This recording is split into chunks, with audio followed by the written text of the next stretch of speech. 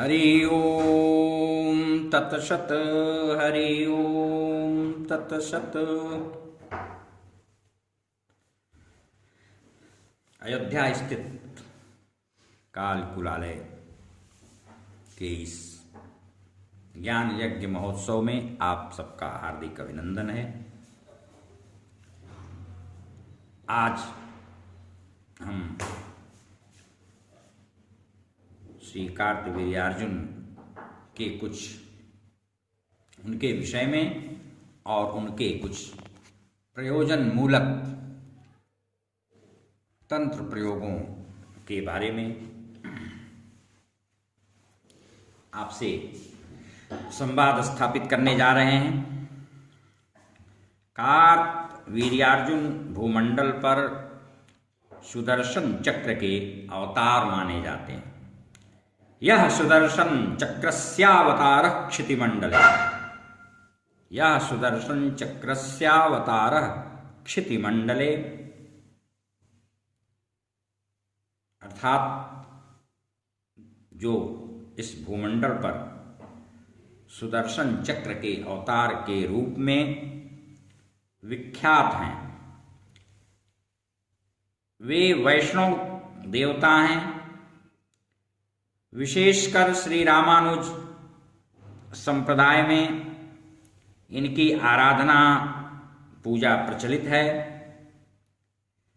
अभीष्ट कार्य की संसिद्धि हेतु इनका आवाहन, आराधन और अभिषेक भी किया जाता है। गुरु द्वारा प्राप्त मंत्र और उपदिष्ट विधि विधा प्रक्रिया पद्धति जानकर कोई भी सुपात्र व्यक्ति इनका प्रयोग और इनकी उपासना कर सकता है। काम्य अभिषेक के भी प्रयोग तंत्र ग्रंथों में बतलाए गए हैं। उससे अभिषिक्त व्यक्ति पुत्र, यश, आरोग्य, प्रेम, स्त्री और वाक्सिद्धि आदि प्राप्त कर सकता है। गांव या नगर में शत्रुओं द्वारा उपद्रव होने पर उनके भय को दूर करने के लिए इनके यंत्र मंत्र को स्थापित करना चाहिए। अनेक द्रव्यों पदार्थों से हवन बहुशः कामनाओं की सिद्धि करता है। सरसों, रीठा, लहसुन एवं कपास के होम से रिपु और रोग का नाश होता है। मारण धतूरे के हवन से और स्तंभन भी।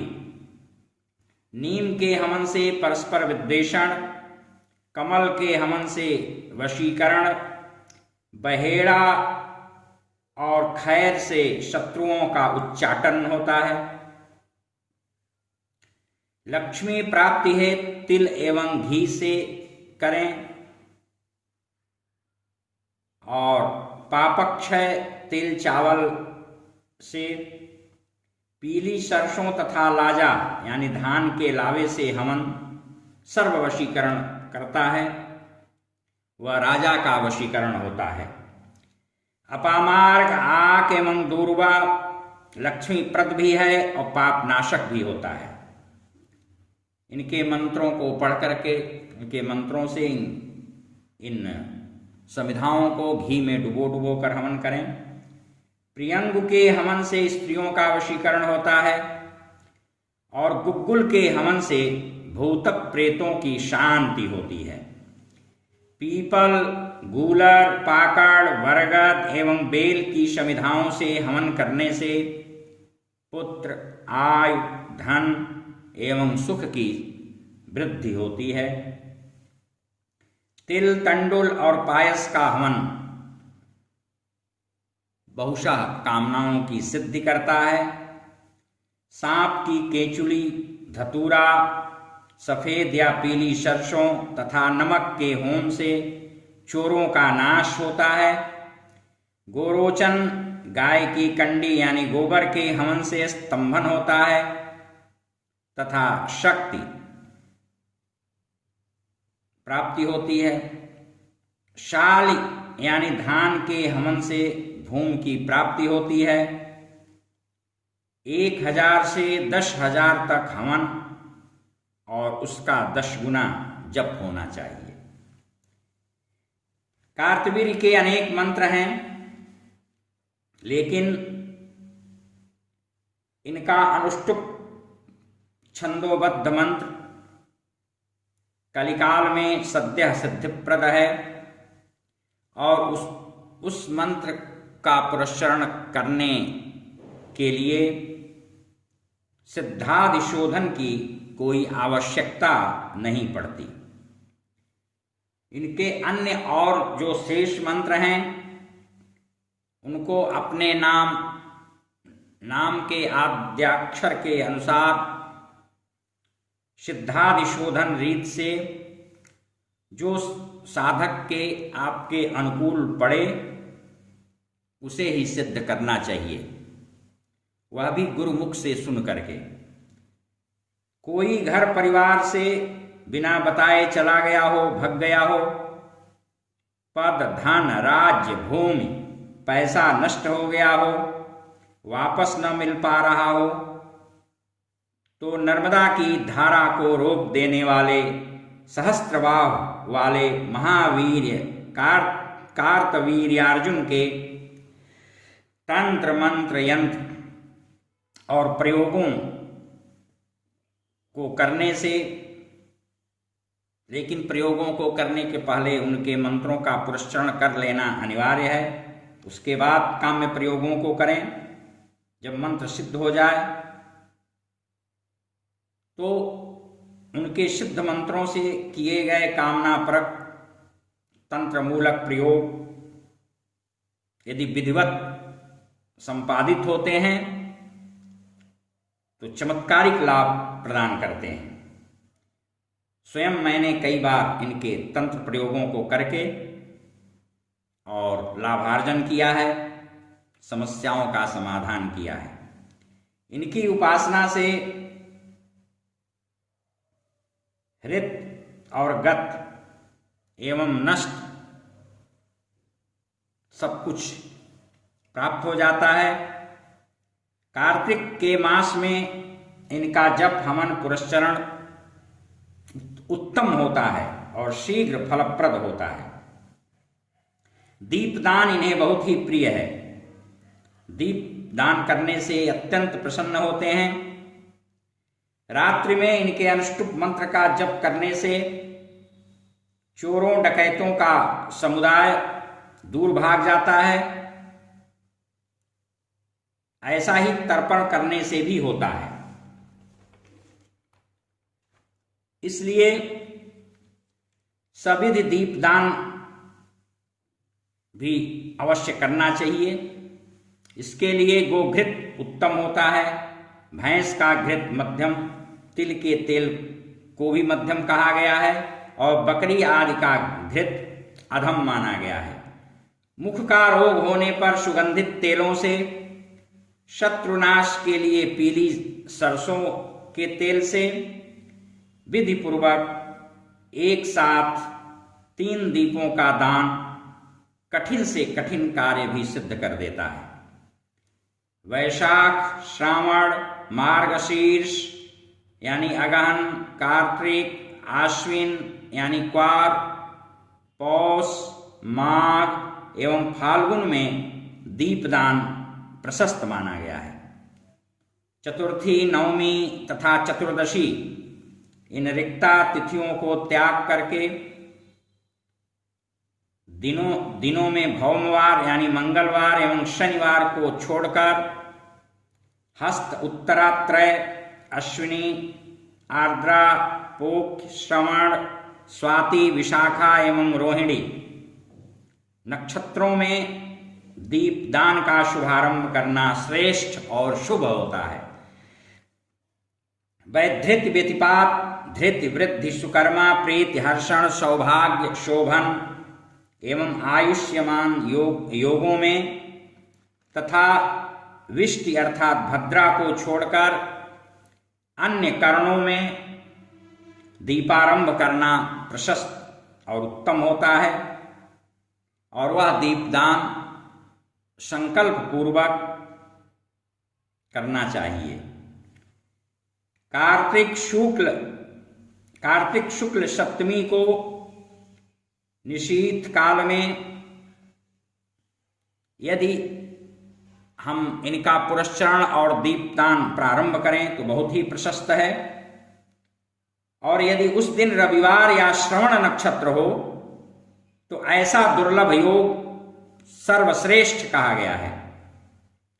अत्यावश्यक कार्यों में उक्त दिन तिथियों अथवा मुहूर्त का विचार अनिवार्य और आवश्यक नहीं होता। पहले पृथ्वी पर लाल रंग के चावलों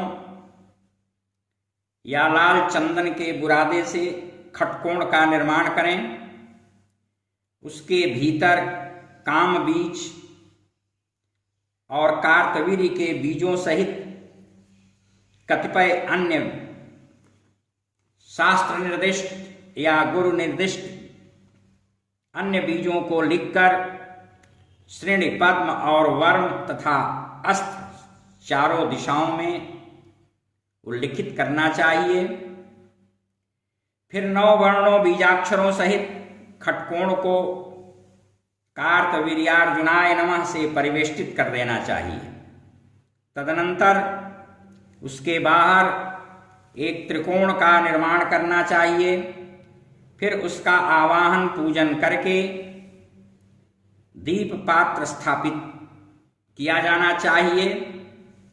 दीप पात्र के लिए सोने का दीप हो, चांदी, तांबा या कांसे का हो।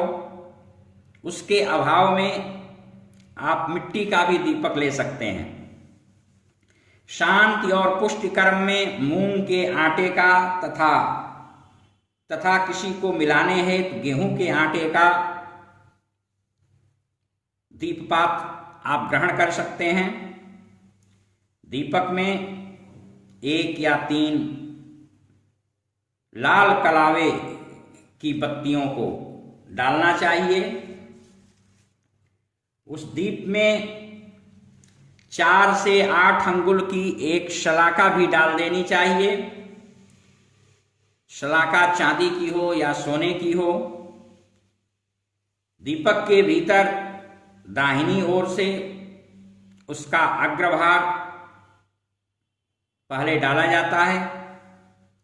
पुनः दीप पात्र से दक्षिण दिशा में 4 अंगुल का जगह छोड़ करके भूमि में एक अधोमुखी चाकू गाड़ देना चाहिए। यदि जमीन फर्श है, पत्थर लगा है, तो आप किसी मिट्टी के पात्र में मिट्टी भर करके उतनी दूरी पर रख दें और उसमें चाकू गाड़ दें। तदनंतर गणपत गुरु का स्मरण करते हुए दीप को प्रज्वलित करें। दीपक की पूरब दिशा में अष्टदल कमल बना करके मिट्टी का घट यानी घड़ा स्थापित करें। उस घट पर कार्तवीर्य का आवाहन, पूजन एवं स्थापन करें। तत्पश्चात दीप का संकल्प करें। 152 अक्षरों का दीपदान संकल्प मंत्र है। दत्तात्रेय प्रिय कार्तवीर्यार्जुन को मंत्रवाचन करते हुए पश्चिमाभिमुख होकर के दीपदान करना चाहिए। दीपक की लौ भी यानी उसका मुख भी पश्चिम को हो। फिर उसके सम्मुख बैठकर इनके स्तोत्र कवच का पाठ करें। इनका 62-63 अक्षरों का मंत्र स्मरण मात्र से विघ्नों को दूर करने में सक्षम है। रात्रि के समय एक पैर पर खड़ा होकर दीप के सम्मुख दीपदान पर्यंत प्रतिदिन इनके नवाक्षर मंत्र का 1000 जप स्तोत्र का पाठ रात्रि में करने से विशेष लाभदायक होता है। पुनः ब्राह्मणों को भोजन कराएं। ब्रह्म भोज के पश्चात रखे गए घड़े कुंभ के जल से मूल मंत्र द्वारा कर्ता पर अभिषिंचन करना चाहिए, उसका अभिषेक करना चाहिए और यह सारा कार्य गुरु की आज्ञा लेकर के ही किया जाना चाहिए। इससे अनुष्ठान और अभीष्ट की सिद्धि होती है, नहीं तो कार्य सिद्धि में पथ पथ पर हानि होती है और बाधाएं ऊपर से उपस्थित होती हैं। कार्तवीर्य के किसी सिद्ध साधक ने एक बार एक विधान बताया था, एक तरीका बताया था। आज मैं उसको आपके सम्मुख प्रस्तुत कर रहा हूं। खटकोण बना करके मध्य में कार्तवीर्य का एकाक्षर मंत्र लिख दें, उसके ऊपर दीपदान करके रख दें और उसी पर कार्तवीर्य का आवाहन पूर्वक पंचोपचार या षोडशोपचार पूजन करें। पुनः उसके सम्मुख बैठकर माया बीज से संपुटित उनके अनुष्टुप मंत्र का प्रतिदिन 5 या 11 माला जप किया करें और जप भी पश्चिमाभिमुख होकर के करें। आसन रक्त वर्ण का हो, ऊन का हो या कुशासन हो, कंबलासन हो, लेकिन कंबल भेड़ वाला हो और रक्त वस्त्र, रक्त पुष्प, रक्त चंदन आदि का प्रयोग करें। प्रतिदिन आंवले या नींबू की नित्य बलि देते रहें। ऐसा नियम पूर्वक करने से अभीष्ट कार्य की संसिद्धि होती है। इनका जप आप मूंगा या रुद्राक्ष की माला पर कर सकते हैं, कोई कठिनाई नहीं। बहुशः पुराणों में इनके विषय में विस्तार से इनका कथानक आपको प्राप्त होगा। तंत्र ग्रंथों में इनके अनेक प्रयोग मिलेंगे, उसकी विधि विधाएं भी मिलेंगी।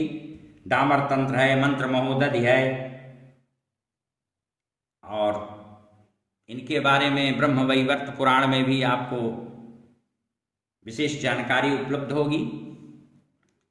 लेकिन कोई भी क्रिया बिना प्रक्रिया के नहीं की जाती और उस क्रिया प्रक्रिया और मंत्र की जानकारी के लिए गुरु का आश्रय लेना, गुरु के चरणाश्रित होना अत्यावश्यक है। बिना गुरु के मार्गदर्शन के नहीं करना चाहिए। हरि ओम तत्सत, हरि ओम तत्सत, हरि ओम तत्सत।